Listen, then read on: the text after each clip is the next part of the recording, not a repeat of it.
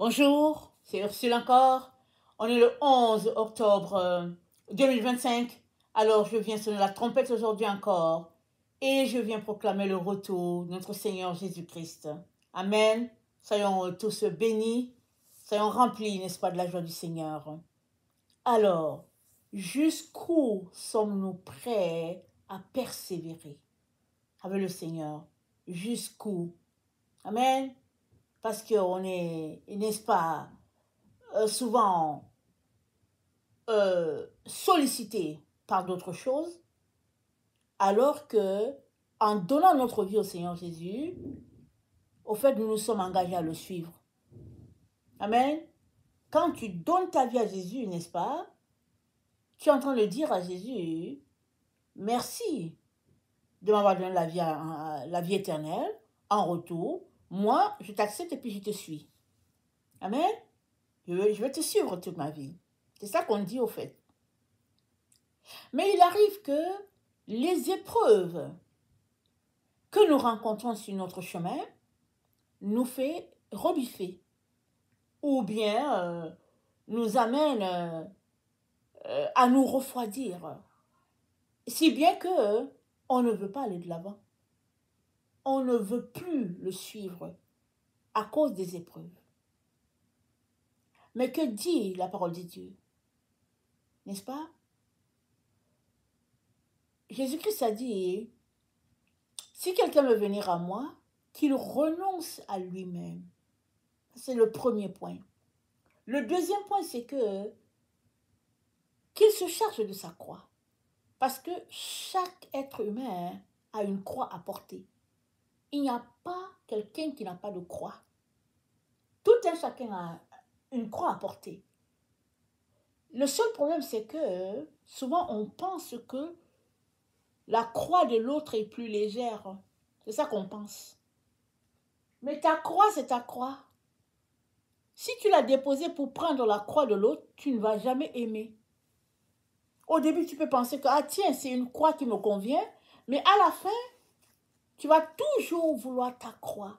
Parce que chaque croix a été taillée, n'est-ce pas, sur mesure pour chaque être humain sur la terre.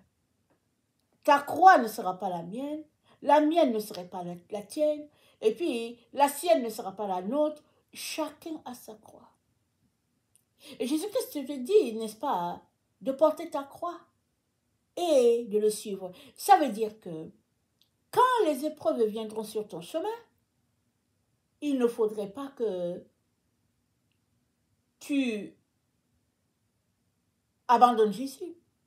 Il ne faudrait pas que tu débarques, n'est-ce pas, d'être dans son bateau, parce que tu t'es engagé à le suivre. Alors, nous avons un encouragement de la part de Jean. Nous savons qu'il a été amené à l'île Patmos à cause de sa foi. Mais regardez ce qu'il dit. Apocalypse 1, au verset 9, il dit, « Moi, Jean, votre frère et votre compagnon dans l'épreuve, la royauté et la persévérance en Jésus, je me trouvais dans l'île de Patmos à cause de la parole de Dieu et du témoignage de Jésus. » Il dit, moi, votre frère, votre compagnon, dans l'épreuve, dans la royauté, dans la persévérance. Voilà. Il parle de la royauté parce que Jésus-Christ a fait de nous des enfants de Dieu. Il a fait de nous des sacrificateurs de Dieu. Ça, on aime ça. On aime ça, dire qu'on est les enfants de Dieu, on est les sacrificateurs, et puis vraiment, on est content. Mais, quand on lit le verset 9, il dit, votre compagnon dans l'épreuve.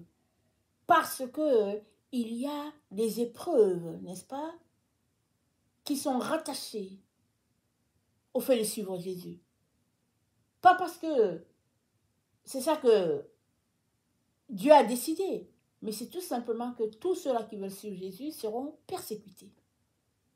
Soit profondément, soit légèrement, en tout cas, il y a les épreuves qui viennent avec. Mais ce que le Seigneur aimerait pour toi, c'est que peu importe le type d'épreuve, il aimerait tout simplement que tu gardes le dépôt, que tu gardes les yeux fixés sur lui et que tu t'attendes à lui, n'est-ce pas? Dans ces moments qui peuvent être souvent pénibles, le Seigneur vient à ton secours. Amen. Il dit votre compagnon, n'est-ce pas, dans la persévérance en Jésus. On est appelé à persévérer. Il y a des jours où on est épuisé. Pourquoi? Parce que la chair est faible. L'esprit est toujours disposé. La chair est faible. Voilà pourquoi le Seigneur nous dit priez. Priez. Parce que alors que ton esprit, n'est-ce pas, veut aller de l'avant, si ta chair ne veut pas, voilà, tu piétines. Alors le Seigneur nous appelle à prier et à prier et à prier. Amen. Et dans Apocalypse 2, attendez.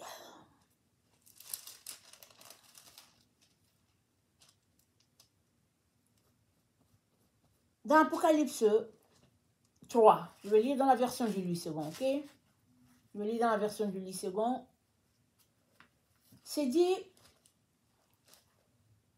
parce que tu as gardé la parole de la persévérance. Apocalypse 3, le verset 10.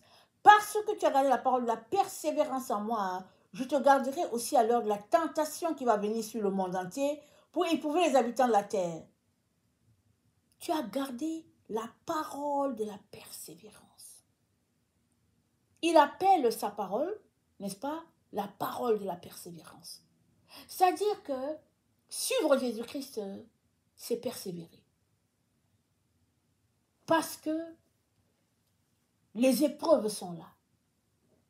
Et l'épreuve, ce n'est pas forcément avec une autre personne à l'extérieur. L'épreuve, souvent, c'est toi-même. Le combat se passe souvent avec toi-même. Parce que ton esprit veut aller de l'avant, ta chair ne veut pas, et ça se passe là, et puis tu as besoin de persévérer et puis triompher, afin que ton esprit, n'est-ce pas, prenne le dessus sur les choses de la chair. Déjà là, voilà, tu as besoin de persévérer. Alors, le Seigneur nous appelle, amen, à aller de l'avant, peu importe la situation dans laquelle nous nous trouvons. Parce que Jésus-Christ est toujours devant nous. Pendant qu'on est peut-être désespéré et ne sachant pas où tourner la tête pour du secours, Jésus-Christ est toujours là. Il est ton secours. Amen, il est ton secours. Alors, nous sommes dans des temps où les gens n'aiment plus la saine doctrine. Ou bien il y a des doctrines qui ont été créées, n'est-ce pas, pour alléger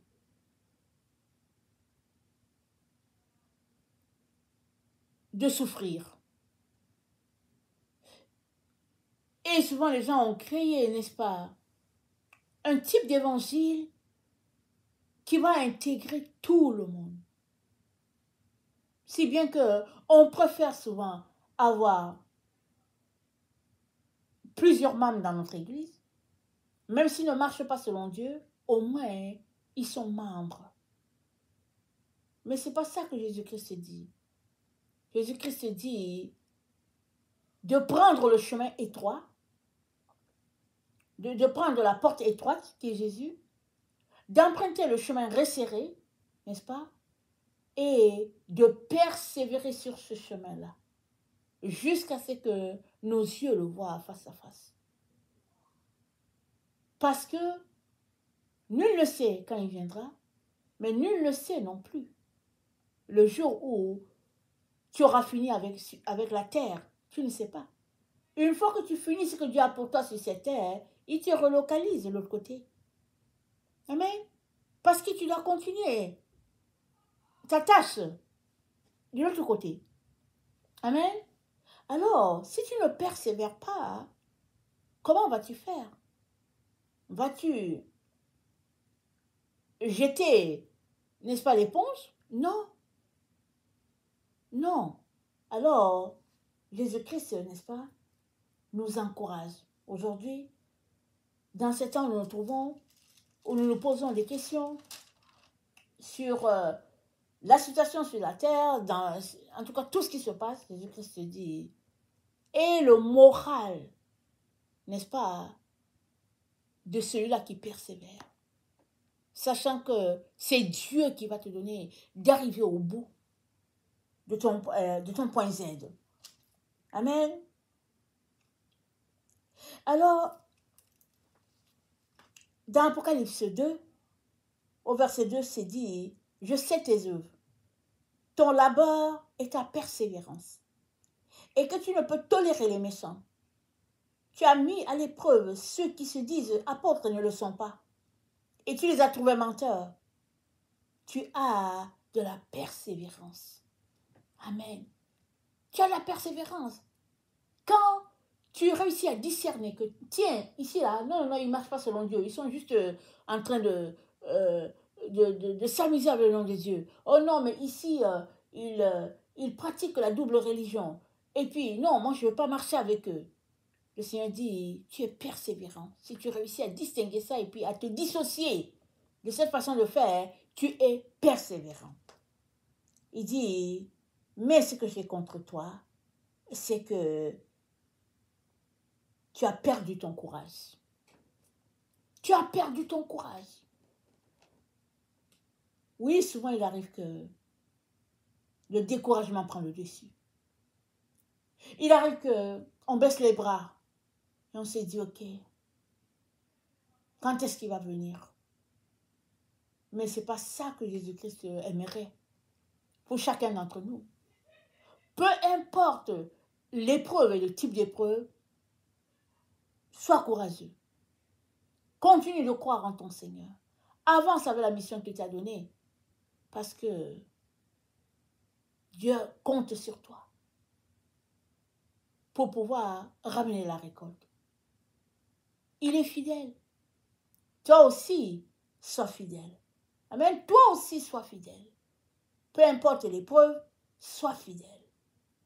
Amen. Que le Seigneur bénisse sa parole et que nous puissions garder les yeux fixés sur lui, sachant que il accomplit toujours ce qu'il dit. C'est-à-dire, je vais te garder à l'heure de la persévérance qui sera dans le monde. C'est ça qu'il a dit. Alors, il va te garder. Toi, ne le fuis pas, parce que l'épreuve est difficile. Non, non, ne fuis pas ton Seigneur. Persévère. Et Jésus-Christ, n'est-ce pas, viendra à ton secours, afin que tu puisses achever ta course. Amen. Que le Seigneur bénisse sa parole et que sa joie, n'est-ce pas, soit notre force en ce jour. Amen et alléluia. Amen et amen.